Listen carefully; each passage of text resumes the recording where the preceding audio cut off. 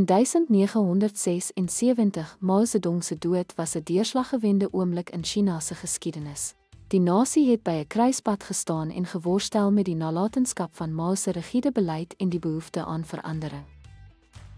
Post-Mao-aanpassing. Mao se onmiddellike opvolger, Jiang het gesukkel om gesag te behou, maar dit was Deng Xiaoping wat China se rigting vanaf 1978 werklik hervorm het. Deng het die land van maoïstiese radikalisme gedistansieer en eerder sosialisme met Chinese eienskappe geprioritiseer. Dit het beteken dat die kommunistiese partye aan bewind gehou moes word, maar pragmatiese ekonomiese beleide aangeneem moes word. Ekonomiese modernisering. Deng se hervormings het die kollektiewe boerderystelsel afgetakel, wat boere toegelaat het om vir wins te boer onder die huishoudelike verantwoordelikheidsstelsel. Spesiale ekonomiese sones, SESE, is in kusstreke soos Shenzhen gevestig, wat buitelandse beleggings, handel en industriële groei aangemoedig het. Markgerigte hervormings het saam met staatbeplanning bestaan en 'n hibriede model geskep wat groei versnel het.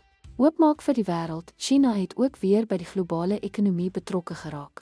Dit het westerse tegnologie en beleggings verwelkom, by internasionale organisasies aangesluit en geleidelik in wêreldmarkte geïntegreer.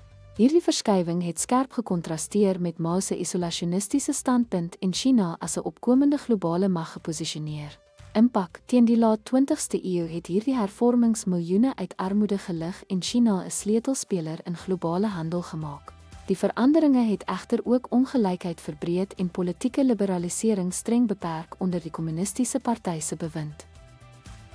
Ten slotte, China se aanpassing na Mao het 'n beslissende breek van ideologiese rigiditeit gemerk en hervorming en openheid omarm. Deur Deng Xiaoping se pragmatiese leierskap het China sy ekonomie gemoderniseer en die grondslag gelê vir sy huidige rol as 'n dominante mag in die moderne wêreld.